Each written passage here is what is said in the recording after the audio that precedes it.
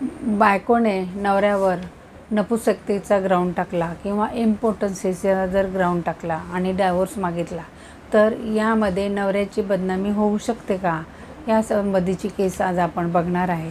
ही जी केस आहे ती बॉम्बे हायकोर्टाची आहे। याच्यात SM मोडक यांनी या जजेसनी ही डिसाईड केलेली आहे आणि याच्या संबंधीच्या फॅक्ट्स आधी आपण बघूया आणि नंतर त्याचं सायटेशन मी सांगणार आहे। तर या संबंधीची केस अशी आहे की बायकोने नवऱ्यावर इम्पोर्टन्सीचा ग्राउंडने डायव्होर्स मागितला आहे आणि मेंटेनन्स ॲप्लिकेशन केलेलं आहे। तर हे जी तिने कंप्लेंट केलेली आहे की मला डायव्होर्स हवा आहे, याच्यामध्ये तिने पोलिसांसमोर लिहून दिलं आहे की हा इम्पॉर्टंट आहे आणि मला डायव्होर्स हवा आहे। तसेच तिने मॅजिस्ट्रेटकडे जी कंप्लेंट केली त्याच्यातही तिने त्याचा इम्पोर्टन्सीचा म्हणजे नपुसकतेचा ग्राउंडवर मला डायव्होर्स हवा आहे असं लिहून दिलेलं आहे। मग याच्याविरुद्ध नवऱ्याने तिच्याविरुद्ध डिफॅमेशनची केस दाखल केली। आता डिफॅमेशनची जी केस आहे ती त्यांनी दाखल केली आणि ती सेशन कोर्टाने डिसमिस केली। त्याच्यानंतर नवऱ्याने रिव्हिजन ॲप्लिकेशन टाकलं आणि रिव्हिजन जे ॲप्लिकेशन आहे तर सेशन कोर्टाने ते ॲडिशनल सेशन जज यांच्याकडं टाकलं, ट्रान्सफर केलं फॉर इन्क्वायरी। आता त्याच्यामध्ये कोर्टाने असं नोट केलं की समजा बायको आणि नवऱ्यात यांच्यात जे काही इन्सिडन्स घडले त्याच्यावर जर हे स्टेटमेंट आधारित असेल तर याला तुम्ही डिफॅमेशन असं म्हणता येणार नाही, कारण त्यांच्यात जे काही घटना घडल्यात त्याच्यावर ते आधारित आहे। आता सेक्शन 356 हे आहे डिफॅमेशनचा BNSचा।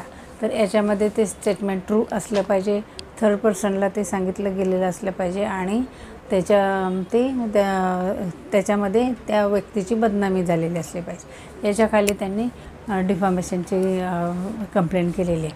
परंतु ह्या बदनामीचा जो सेक्शन आहे याच्यामध्ये 10 एक्सेप्शन दिलेले आहेत। तर 10 एक्सेप्शन्सपैकी 9 जे एक्सेप्शन्स आहे ते याच्यासाठी आहे। 9th exceptions allows the imputation in a good faith for protection of interest. म्हणजे त्याचा अर्थ काय की समजा त्या स्त्रीने तिला प्रोटेक्शन ऑफ इंटरेस्ट म्हणजे तिने जे लग्न हा असं आहे की ते वैवाहिक सुखासाठी करतो माणूस, की त्याच्या पुढचं तुम्हाला मुलं बाळं व्हायला पाहिजेत आणि वैवाहिक सुख मिळायला पाहिजे, परंतु ते तिच्या दृष्टीने जर ते सुख तिला मिळत नसेल तर तो एक तिच्या दृष्टीने तिला एक ग्राउंड झाला डायव्होर्सचा की त्याच्यातून तिला बाजूला व्हायचं आणि दुसरं मॅरेज करायचं। यासाठी तिने ते स्टेटमेंट केले की या आधारावर मला डायव्होर्स मिळाला। म्हणून जर बायकोने नवऱ्याच्या विरुद्ध जर इम्पोर्टन्सीच्या ग्राउंडवर डायव्होर्स मागितला आणि जर तो खरा असेल, त्यांच्यात घडलेल्या घटनावर आधार असेल, तर याच्यामध्ये नवऱ्याची बदनामी होत नाही, कारण सेक्शन 9 हे बदनामीचा जो आहे त्याच्यातल्या सेक्शन 9च्या एक्सेप्शन्सप्रमाणे तो व्हॅलिड ग्राउंड आहे। याच्या संबंधीचं जे सायटेशन आहे ते असं आहे की X versus Y criminal writ petition आहे, 2024ला ती त्यांनी दाखल केलेली आहे आणि 17/7/2025ला ती डिसाईड झालेली आहे। सिंगल जज बेंच SM मोडक यांनी ही डिसाईड केली आहे आणि याच्यात असा त्यांनी निकाल दिलेला आहे की बायकोने जरी नवऱ्याच्या विरुद्ध इम्पोर्टन्सीच्या ग्राउंडवर डायव्होर्स मागितला तरीही नवऱ्याची याच्यामध्ये बदनामी होत नाही असं त्याच्यात गृहीत धरलेलं आहे।